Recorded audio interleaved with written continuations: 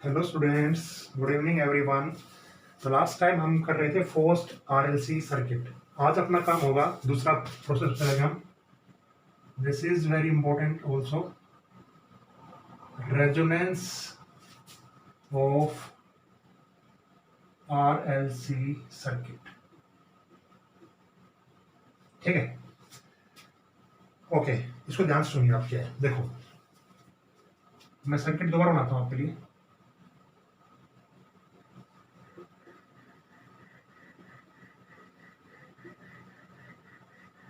देखो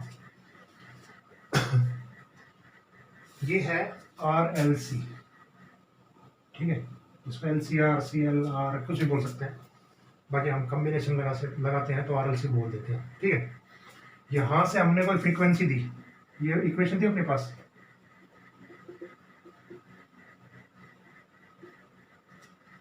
VM sine omega T, ठीक है। तो इस फ्रीक्वेंसी को मैं नाम दे रहा हूं डी, और यहां की जो फ्रीक्वेंसी उसको नाम दे रहा हूं मैं एन। क्यों दे रहा हूं बताता हूं। देखो इस डी का मतलब है ड्राइवन ड्राइवन ड्राइवन का मतलब ये एनर्जी दे रहा है, ठीक है। इस एन का मतलब है इसके पास खुद की नेचुरल फ्रीक्वेंसी है, ठीक है। तो हमने क्या पढ़ा था, हमने ये पढ़ा था कभी 11th क्लास में, जब सिस्टम की नेचुरल फ्रीक्वेंसी सोर्स की फ्रीक्वेंसी के बराबर हो जाती है तो उस केस में रेजोनेंस अगर हो जाता है, ठीक है।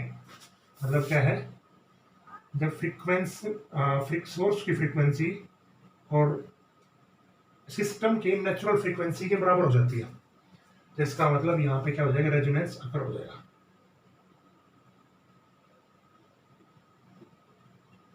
रेजोनेंस क्या हो जाएगा, अकर हो जाएगा। बात समझ गया, पहली बात समझ गए। सिस्टम की फ्रीक्वेंसी से, ठीक है, सिस्टम की नेचुरल फ्रीक्वेंसी से सोर्स की ड्राइवन फ्रीक्वेंसी जब मैच हो जाती है, ठीक है। पहले केस में क्या था कि ये फ्रीक्वेंसी दे रहा था, अब क्या है, इसकी फ्रीक्वेंसी और इसकी फ्रीक्वेंसी बराबर है, तो हम ये कह सकते हैं कि अब रेजोनेंस अकर हो गया है। अब फोर्स नहीं है, अब कौन सा ऑक्सीलेशन है, रेजोनेंस, ठीक है। जब हम इस प्रोसेस को हटा देंगे पूरी नीचे वाली को, तो हम कह देंगे अब ये अपनी फ्रीक्वेंसी से घूम रहा है, उसको कहते हैं फ्री। वो अगले पार्ट में पड़ेगा, ठीक है। रेजोनेंस अकर हो गया। अब रेजोनेंस अकर का मतलब क्या होता है, इस केस में एम्पलीट्यूड मैक्सिमम होता है। एम्पलीट्यूड क्या होता है, मैक्सिमम होता है, ठीक है। एम्पलीट्यूड क्या होता है, मैक्सिमम होता है, ठीक है। और ओमेगा की वैल्यू अगर मैं निकालना चाहूं यहां से, तो देखिए आप किस तरह निकालेंगे। देखो केस ले रहा हूं मैं, देखो फर्स्ट ऐसे ले लेते हैं।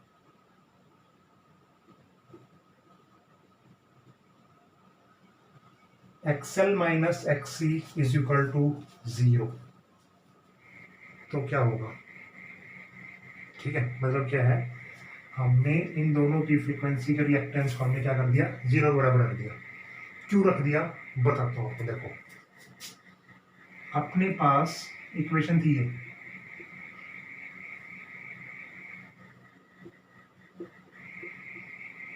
एक्सी माइनस एक्सएल कर लो चाहे एक्सएल माइनस एक्सी कर लो, एक ही बात। और आई एम की वैल्यू होती थी वी एम अपॉन में जेड, ठीक है। अब रेजोनेंस अगर होगा तो एम्पलीट्यूड मैक्सिमम होगा, इसका मतलब करंट मैक्सिमम मिलेगा आपको। करंट मैक्सिमम कब मिलेगा, करंट मैक्सिमम तब मिलेगा जब जेड आपको मिनिमम मिलेगा।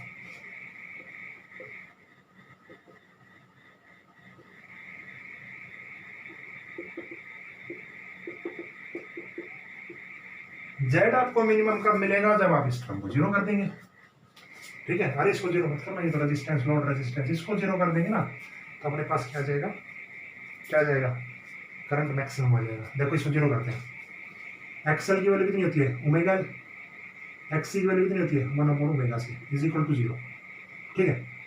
अगर मैं यहाँ से देखूँ omega L is equal to कितना आ गया, 1 अपॉन ओमेगा सी।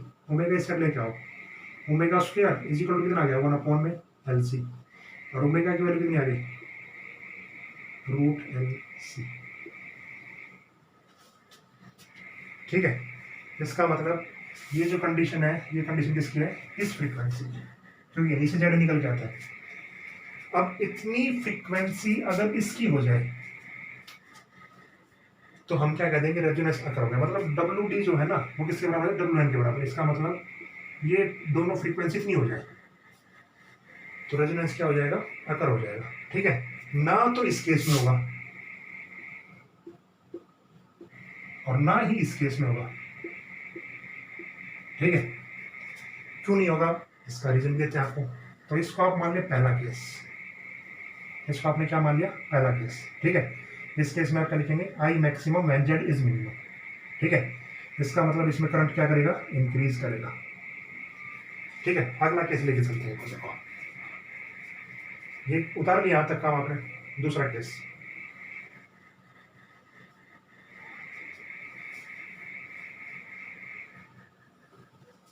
देखो इतनी बातें आपको बुक पे शायद ना मिले तो इसलिए मैं आपको हर एक चीज डिटेल में बता रहा हूँ। दूसरा केस देखिए आप, अगर मैं मान लेते हैं ओमेगा डी जो है ग्रेटर देन है ओमेगा सी से। ठीक है, तो देखिए या आप इस तरह मान लें कि एक बार एक्सएल ग्रेटर देन है एक्सी से और एक बार एक्सी ग्रेटर देन है एक्सएल से, तो क्या होगा। ठीक है, अभी तक हमने क्या माना था, आप इसको मान के देखें, फिर उससे तो वो अपने आप प्रूव हो जाएगा। XL is greater than XC. देखो अगर मैं यहां से लिखूं I M is equal to V M upon में जेड आर स्क्वायर प्लस में एक्सएल माइनस एक्सी का स्क्वायर, कुछ भी लिख लो, एक्सी माइनस एक्सएल लिख लो, कोई दिक्कत नहीं है।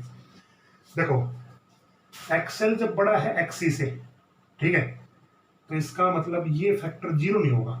एक्सी को आप जीरो मान सकते हैं, कोई दिक्कत नहीं है क्योंकि बहुत बड़ा है एक्सएल, तो ये फैक्टर जीरो नहीं होगा। तो इसका मतलब इसमें जेड क्या करेगा, इंक्रीज करेगा। मतलब कोई भी फैक्टर आएगा उसका स्क्वायर होगा, पॉजिटिव होगा वो, जेड क्या करेगा, इंक्रीज। अगर जेड इंक्रीज करेगा तो आई मैक्सिमम क्या करेगा, डिक्रीज करेगा। ठीक है, इसी तरह तीसरा केस आप लेके देखें, अगर एक्सी बड़ा है एक्सएल से तो भी जेड क्या करेगा, इंक्रीज करेगा। क्यों करेगा भाई, ये माइनस इसमें से कुछ घटाओगे तो कुछ ना कुछ पॉजिटिव क्वांटिटी आएगी, उसका स्क्वायर करेंगे तो ज्यादा बढ़ जाएगी, और उसका ज्यादा बढ़ जाएगी तो इसका मतलब जेड इंक्रीज कर जाएगा और आई मैक्सिमम तो डिक्रीज कर जाएगा। तो अपने पास कंडीशन क्या है, अपने पास कंडीशन ये है कि इस फैक्टर को आप बराबर रखें बस, तो ही करंट मैक्सिमम मिलेगा। तो ही करंट की वैल्यू आपके पास कितनी मिलेगी, I M is equal to V M upon में आर मिलेगी कि नहीं, बताओ मुझे। देखो पहले केस में अगर देखूं एक्सएल माइनस एक्सी को आपने जीरो किया तो Z is equal to R का स्क्वायर, तो आर से आर कैंसिल, तो I M is equal to कितना बच गया, वी एम अपॉन में आर। इस केस में क्या है, जेड मिनिमम है। ठीक है ना, और दोनों केस में अगर आप फ्रीक्वेंसी छोटी कर रहे हैं तो भी दिक्कत है, अगर आप फ्रीक्वेंसी बड़ी कर रहे हैं तो भी दिक्कत है। ठीक है, मतलब ओमेगा डी से आप नेचुरल फ्रीक्वेंसी ज्यादा कर रहे हैं तो भी दिक्कत है, ओमेगा डी को आप कम कर रहे हैं नेचुरल फ्रीक्वेंसी तो भी दिक्कत है। कंडीशन क्या है कि इसकी फ्रीक्वेंसी इससे कम मिलेगी जब ये कंडीशन होगी, XL minus XC is equal to zero. बताइए क्या समझ में आ गया आपको यहां तक कम। ठीक है, आगे बढ़े आप। ओके, अब इसमें एक छोटा सा ग्राफ देखते हैं आज के लिए।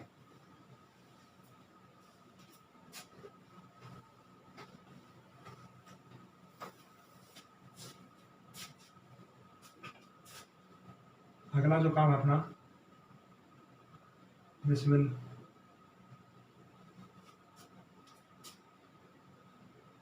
Sharpness of resonance circuit, sharpness of resonance circuit. ठीक है, क्या किया हमने, ग्राफ बनाया। ये ग्राफ ध्यान समझो, ये ग्राफ अच्छे से समझ नहीं आता, सोचते हैं क्या बना दिया, ये ऐसे क्यों बनाया। इसमें 2-3 ग्राफ आएंगे, आपको बहुत अच्छी तरह समझ नहीं होगा। ठीक है, वही ग्राफ पे काफी बार क्वेश्चन पूछ लेते हैं, तो आपको क्लियर होना चाहिए रेजोनेंस एक्चुअल में होता है। दिस इज आई एम और ये है ओमेगा। ठीक है, इसको हम काफी बार कहते हैं फ्रीक्वेंसी रिस्पॉन्स कर्व। क्या कहते हैं, फ्रीक्वेंसी रिस्पॉन्स कर्व ग्राफ भी बोल देते हैं। अब मैंने एक जगह मान लिया ओमेगा डी और ओमेगा एन बराबर है। ठीक है, नेचुरल फ्रीक्वेंसी, उस केस में आप मुझे बताइए करंट आपको क्या मिलेगा मैक्सिमम। करंट क्या था वी एम अपॉन में आर, जेड में था इस केस में, इसमें क्या था वी एम अपॉन में आर। ठीक है, अगर मैं यहां से लूं, ठीक है, या तो इससे कम लूं, ठीक है, और या इससे ज्यादा लूं, ठीक है, मतलब क्या है, या तो एक्सी ग्रेटर देन एक्सएल कर दूं या एक्सएल ग्रेटर देन एक्सी कर दूं, ठीक है, तो क्या फर्क पड़ेगा। तो आपने देखा था कि करंट हमेशा क्या हो रहा था, डिक्रीज हो रहा था, इसका मतलब ये कारो कुछ ऐसी बढ़ेगी, ठीक है, थोड़ा अच्छा बना देते हैं, पता चल गया क्यों ऐसा क्यों, ठीक है। इसको आप यहां से कर लीजिए, क्या है ये ग्राफ, देखो ग्राफ क्या है, दिस इज आई मैक्सिमम, इसका मतलब यहाँ पे अगर देखेंगे तो फ्रीक्वेंसी मैक्सिमम मिलेगी आपको, करंट मैक्सिमम मिलेगा। अब इससे नीचे अगर ड्राइवर फ्रीक्वेंसी आप ज्यादा कर रहे हैं तो भी करंट कम हो रहा है, नेचुरल फ्रीक्वेंसी आप ज्यादा कर रहे हैं तो भी करंट कम हो रहा है, ठीक है। तो करंट मैक्सिमम आपको कहाँ मिलेगा, यहाँ पे, ठीक है, इतनी बात समझिए आप, ठीक है। और अगर हम थोड़ी सी आधी जगह जाके देखेंगे, ठीक है, तो मतलब इससे आधी दूर, देखो पावर क्या होती है, power I R M S का स्क्वायर, ठीक है, ये क्या हो जाएगा वी एम स्क्वायर आर, तो ये हो गया वी स्क्वायर अपॉन में आर, ठीक है, वी एम अपॉन में आर, ठीक है। और ये थी आई मैक्सिमम, तो आई आर एम एस कितनी हो जाएगी, ये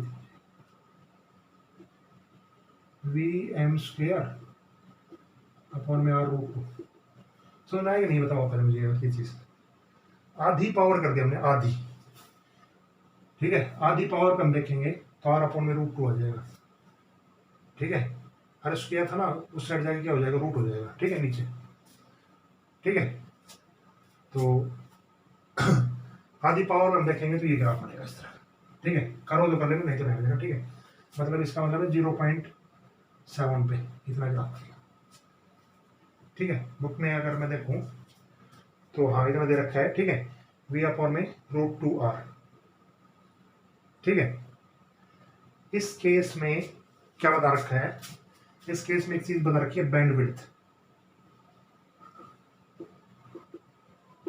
ठीक है, ये जो पूरी है बैंड विड्थ है, this is omega, this is omega, total change कितना होगा ओमेगा का, 2 डेल ओमेगा, बस, ठीक है, क्लियर हो गया ये सर्किट। नहीं समझ में आया तो पूछ लेना, कोई दिक्कत नहीं है, आपको नहीं समझ में आया तो, ठीक है, ऐसा कुछ नहीं है कि आपको जो चीज समझ में आए अपना पूछे, बिल्कुल पूछ सकते हैं, कोई दिक्कत नहीं है, ठीक है। तो यहां तक आपको समझ में आया, ठीक है। तो आज हम केवल इतना ही सर्किट डायग्राम करेंगे, ठीक है, उसके बाद नेक्स्ट क्लास में हम करेंगे, नहीं अभी इसके लिए और बताते हैं आपको थोड़ा सा, क्योंकि अभी टाइम है। देखो अब इसका थोड़ा सा आपको बताते हैं ट्यूनिंग, ट्यूनिंग नहीं, सिंपल लैंग्वेज में अगर बात करूं तो मैं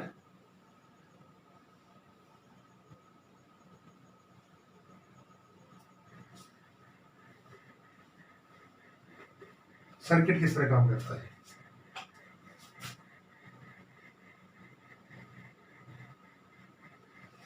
देखो मतलब ये जो चीज हम बता रहे हैं ना, ये आखिर है क्या चीज, ये किस तरह हम काम करेंगे, ठीक है, किस तरह ये चीजें यूजफुल है हमारे लिए, किस तरह हम इसको यूज कर सकते हैं, वो देखिए आप क्या करते हैं। देखो ये जो आर होता है, दिस इज फॉर साउंड, सी जो होता है दिस इज फॉर वेरिएबल, ठीक है, और बस देखो सेलेक्ट, देखो मैं आपको एक देसी एग्जांपल देता हूँ यहाँ से, उससे आप समझ पाओगे आराम से। टीवी, रेडियो, कभी सुने आपने? टीवी तो क्या सुना होगा, टीवी देखा होगा, रेडियो आपने कभी सुना होगा, आपके मतलब पेरेंट्स ने या आपके दादाजी दादाजी इन्होंने कभी सुना होगा, ठीक है। तो वहाँ पे ना क्या होता था, ये तीनों सिस्टम काम करते हैं, ठीक है। क्या काम करते हैं देखो, आपने देखा होगा कि रेडियो जो होता है, रेडियो रेडियो में एक ऐसा होता है टूनर, वैसे जो घूमता है, ठीक है, टक टक टक ऐसे नहीं घूमता है। वो मतलब क्या है, जैसे आपने एफएम सुना होगा, अभी एफएम के लिए आपने कर दिया 91.1, 93.5, 98.3, ठीक है। वो क्या है, वो ये है, आप इसको घुमाते हैं, मतलब वो हरे देखो, ये टीवी रेडियो में ही सर्किट होते हैं, तभी ये ग्राफ बनेगा भाई सारे। ये जो एलसीआर होता है ना, आपने देखा है टीवी की प्लेट, कभी रेडियो की प्लेट, उसके अंदर यही चीज लगी होती है, यही तो सारी चीजें चलाती हैं, ठीक है। तो उसमें हम क्या करते हैं, सी को चेंज करते हैं, चैनल चेंज करते हैं। चैनल चेंज करते ही एक जगह ऐसी आती है कि अपनी फ्रीक्वेंसी नेचुरल फ्रीक्वेंसी से मैच कर जाती है। कैसे, जैसे अपने एयर के अंदर रेड एफएम की एनर्जी है, रेडियो मिर्ची सुना आपने कभी नाम, ठीक है। या आपने टीवी देखा हो, टीवी जैसे सोनी टीवी है, स्टार प्लस है, ठीक है। उसकी पावर कैच करने के लिए हम क्या करते हैं, वेरिएबल रेजिस्टेंस, वेरिएबल कैपेसिटेंस उसको घुमाते हैं। घुमाते वक्त हम क्या करते हैं कि उस सिस्टम को उसकी फ्रीक्वेंसी नेचुरल फ्रीक्वेंसी से मैच कर देते हैं, जिससे हमारे टीवी वो चलाना रहता है आराम से, ठीक है। तो ये वेरिएबल का काम होता है, ठीक है। आर का काम क्या होता है, साउंड का। आर का काम क्या होता है, साउंड का, ठीक है। अब इसमें मैं एक ग्राफ और बना के दिखाऊँ आप, इसमें इसी में ग्राफ और भी है, देखो क्या है, ये आर के लिए दे रखा है। ये ग्राफ अभी आपने पढ़ा था, इसमें ये भी है, इसमें ये भी है, इसमें ये भी हो सकते हैं। क्यों ऐसा क्यों हो सकता है, देखो ये आई मैक्सिमम है, इसका मतलब यहाँ पे Vm अपॉन में आर आपको क्या मिलेगा, मिनिमम। यहाँ पे आर क्या मिलेगा आपको, लो। यहाँ पे लो, यहाँ पे लो, लेकिन यहाँ पे आर क्या मिलेगा आपको, हाई, ठीक है। हाई मिलने का मतलब यहाँ पे ये है कि यहाँ पे रेजिस्टेंस बहुत ज्यादा होगी, रेजिस्टेंस बहुत ज्यादा होगी तो यहाँ पे साउंड बहुत ज्यादा होगी, करंट कम हो जाएगा लेकिन साउंड बहुत ज्यादा हो जाएगी। कैसे, आपने देखे होंगे कि साउंड सिस्टम जो होते हैं ना, साउंड सिस्टम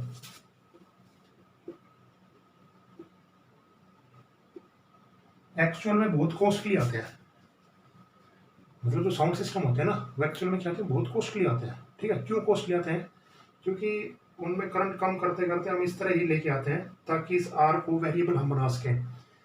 आपने देखा होगा कि काफी बार टीवी में ना वो ऐसे कान पे लगा के और नीचे ऐसे ऐसे ऐसे ऐसे कर रहे होते हैं, उस स्विच को कर रहे होते हैं ना। क्या कर रहे होते हैं वो, क्या करते हैं वो, क्या करते हैं, वो रेजिस्टेंस को चेंज करते हैं। किस तरह, वो रेजिस्टेंस को इस तरह चेंज करते हैं, अगर आपको बास, देखो साउंड में काफी चीज होती है, बास, ट्रिबल, क्लासिक, पॉप, रॉक, इस तरह के सॉन्ग बजते हैं। अब पता नहीं किसको क्या पसंद हो, ठीक है भाई, किसी को फास्ट गाने ज्यादा पसंद हो, किसी को बहुत स्लो गाने ज्यादा पसंद हो, किसी को घुंघरू की आवाज ज्यादा पसंद हो, किसी को स्टूडियो की आवाज ज्यादा पसंद हो। ऐसा नहीं होता है, किसी का ये होता है ना, ऐसा शौक होता है ना। वो हम किससे चेंज कर रहे होते हैं, वो हम केवल और केवल रेजिस्टेंस से चेंज कर रहे होते हैं, इस सिस्टम से, ठीक है। क्लियर ये चीजें, ठीक है। तो इस तरह हम अपने सर्किट को सिलेक्ट करते हैं, ठीक है। मतलब इस ग्राफ से हम क्या देखते हैं, इस तरह हम अपने सर्किट को क्या करते हैं, सिलेक्ट करते हैं। अब सिलेक्ट करने के भी दो तरीके होते हैं, एक होता है, दो तरह के सर्किट होते हैं, एक होता है लेस शार्प और एक होता है मोर शार्प, ठीक है। एक होता है लेस शार्प और एक होता है मोर शार्प, ठीक है। जैसे ये कैसा है और ये कैसा है, ये सर्किट हमें कल देखेंगे कि लेस शार्प क्या होता है, मोर शार्प क्या होता है, ठीक है। मतलब जिसका रेजिस्टेंस ज्यादा होगा, ठीक है, वो ज्यादा शार्प रहेगा, लेस शार्प रहेगा, लेस शार्प। क्यों, क्योंकि वहां पे करंट कम हो जाएगा।